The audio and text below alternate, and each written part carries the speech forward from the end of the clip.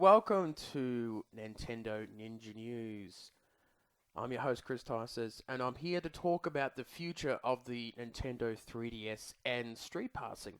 And there's some other awesome Nintendo news happening too, but we'll talk about that later on. However, as you know, the Nintendo 3DS, this is the new Nintendo 3DS. Um, the original model came out um, in 2011. The console has been out for now into its fifth year. So 2011, 12, 13, 14, 15. Still have that hay fever, do I? And next year it will be into its sixth year. So this is a pretty aged console. It has pretty much every game out. Um, Two sets of Pokemon games, Mario Kart, Smash Brothers, three Legend of Zelda games, including two remakes, and has two Mario games as well, even Mario Golf, Mario Party, Luigi's Mansion, Fire Emblem games, Fantasy Life, um, Professor Layton, um, Tekken, Shovel Knight, whatever you name it, it's now on the 3DS now, and it's coming towards the end of its life, I feel. And the only games that I can think of which could be big hitters is Yoki Watch, which is possibly the next, big hit since Pokemon. But I'm going to go with the opinion with some people would say it could be the next Digimon in terms of it will be a big hit, but it might not have the lasting power of Pokemon. Pokemon's been around for 19 years, and at first it looked like a fad, but it never died off. So, um, so there's that game, and you also have Pokemon Z, which I think will happen. It will be the swan song sort of game from the Pokemon series, and whatever else that may come out will be off the new console. My tips in terms of what will be the when the new console will come out is I feel that next year will be um, maybe mid to the end of the years when a new handheld will come out. Um, the console is getting a bit old. There has been no word from Nintendo, no Nintendo Directs about when a new handheld will come out, and that's going to be the interesting thing to think about it. It's already sold 54, 55 million units. The sales are declining, and they're not going to get much better. And with the Wii U's troubles, that's always been around. Um, it's not going to improve. They're going to get less money. They're going to get less sales in the next year or two. So that's an issue too. Now, my issue is that they need to push some sort of new hardware out or something new out because um, all the big games have been released. Now, we had some feedback about this video to be made, and one of the questions that was, well, is the one that everyone talks about is, well, Nintendo has lots of money in the bank. They have nearly $10 billion in the bank, and they'll never go broke for decades and decades and that. And that's true. They have plenty of cash in the bank. And they can do a lot of ideas and a lot of things over time. But what you don't want Nintendo to be is to become irrelevant in the video game industry. You don't want them to basically be the kid that sits in the corner, pumps out very good Mario and Zelda games, while the rest of the industry is moving on and doing their own thing, and that's where the audience has moved to. You would have thought that um, some of the amazing Wii U games would have done it for them, but it hasn't. It hasn't sold. And it is mainly a marketing issue with the Wii U. But Nintendo can't be trusted to market their own hardware. It's that. They just can't be trusted. So that's a bit of an issue too. I don't think I take off these guys for now.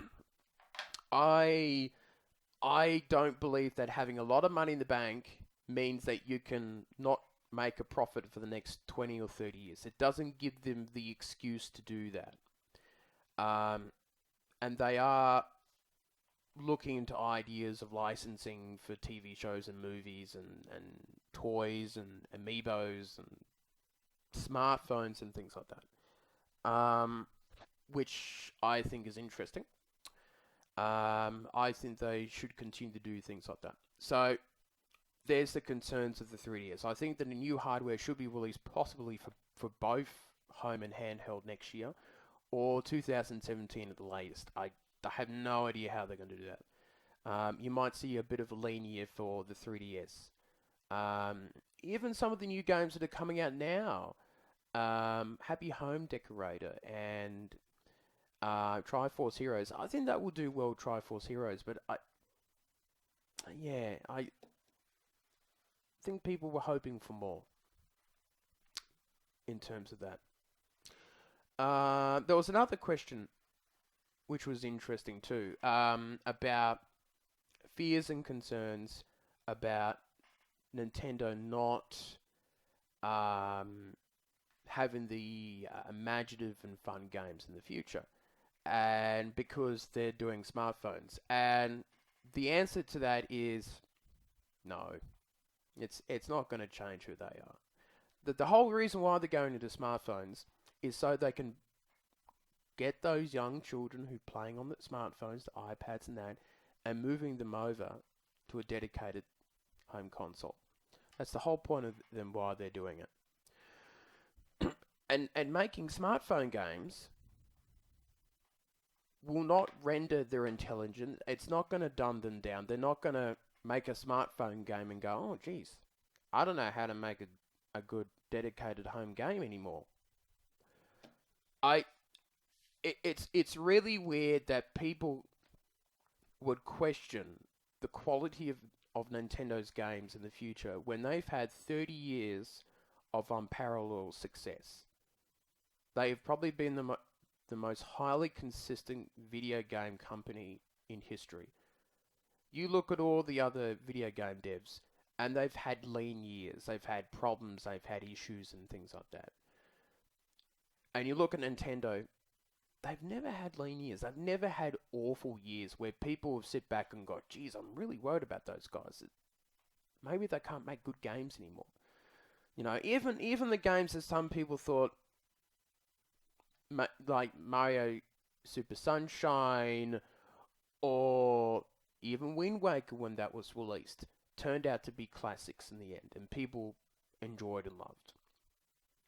So, I think, I mean, even Skyward Sword that some people were mixed on was still a very good game, you know. And even Nintendo's worst games would still be considered particularly good games by the many. So, I don't know why people would worry about the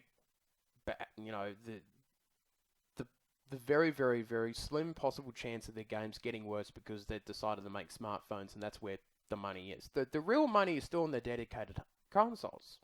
That's where the main money is for them. Now, where your concerns should be for Nintendo is in everything else. Their marketing of their handhelds, their promotion, their region locking, their no online accounts, their the way that they view the internet. That's 5. What's number 6 that we can think of? The way that they're behind the times on virtually anything to do with anything really. Just the way that they market themselves, the way that they don't really pitch themselves towards adults, the Nintendo fans who have grown up, the franchises that they left for dead, Star Fox. It's come back for now. F-Zero, Advance Wars, Metroid. It's been gone for years. So there's all those other issues that people should be concerned about. But that's the funny thing with Nintendo fans is that they do live in a bit of a bubble. They do seem to be quite ignorant, pretty naive about certain things.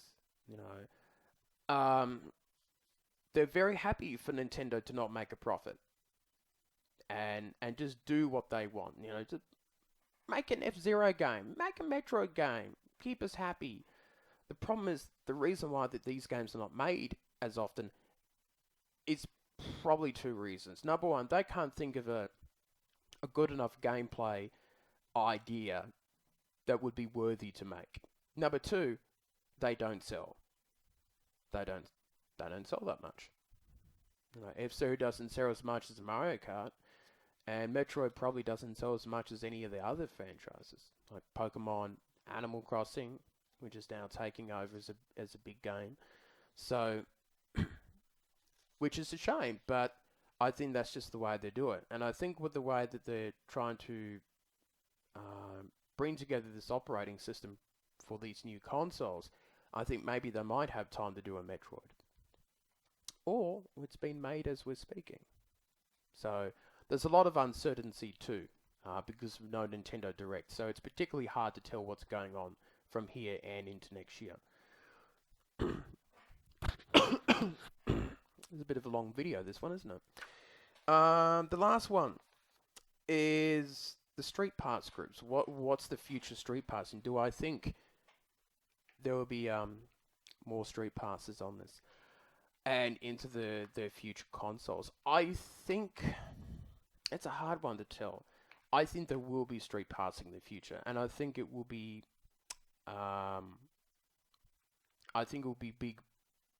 bigger and better.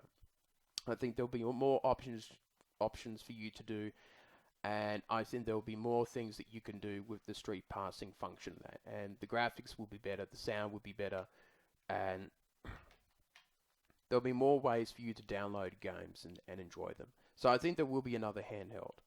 I think there will be 2 more new handhelds in the future time, which means you'll at least have another 10 or 12 years more of handheld consoles. And who knows after that? Is there still money to be made in it or not? And that's a tough thing. What I think in Street Pass groups in general, because I'm one of the admins of the Canberra group, and I know other admins in Melbourne and Sydney and other places worldwide. I think generally at the moment, and I think the vibe, and even in the group that I'm in, is that things have become a bit too routine, a little bit stale. And I think that happens a lot in a lot of video game social groups, is that you go through the same games, the same routine each month or each couple months that people meet up. You do the same games, the same things. And where you have a new console and there's lots of games coming out, there's a lot more choice and variety and things like that. And that means a lot of people come out of the woodworks. The street passing function was brand new and people were excited at that. Now all the dust is settled and things have become a little bit boring at times. And I think that's normal for a lot of the street pass groups. And I think the problem is that if you had average numbers turning up to your meetups, you're probably really struggling now at this point. I think one of the things that the group that I go to struggle in is the variety in the types of games that people play. You would go to this group if you were a fan of the street passing or Mario Kart or Fantasy Life. But if you were into Smash Brothers or Monster Hunter, or if you were someone that was competitive in Pokemon, for example, not the collecting aspect, but wanted to train and battle people, and other sort of hardcore games that are on it, that I don't think this group would be for you. And that's because when your numbers shrink, the types of games that you might be able to play shrinks as well, and it gets to a point where only very selected few games will be played and people enjoy are into. And that's why we've been working hard with in the Nintendo Ninja News group is trying to broaden it up and try and get people to play all sorts of different games from Smash, Mario Kart, Splatoon, Fantasy Life, Pokemon, things like that. So my thing is that as the most important thing is that you've got to keep the games in rotation. You got to keep things going. Don't make it stale. Keep it fresh. Keep it going. And I think that's something that will be a challenge for Streetpass groups in the future. So it's going to be a lot of fun. So I've talked way too much in this video. I'm going to go now. I've nearly lost my voice. So do like, subscribe, and comment on all the things that you've seen today. I hope you've had fun watching this video, but it's going to be interesting. I do expect some sort of new hardware to be in next year, but I don't know what quite yet. So tell us what you think it may be, and tell us how you think the 3DS is going, and how many more millions of copies do you think it can sell? I think it's going to sell around the 65 mark in the end. Maybe 70 if it's lucky. So I hope you enjoy your day, and I'll see you later on. Bye.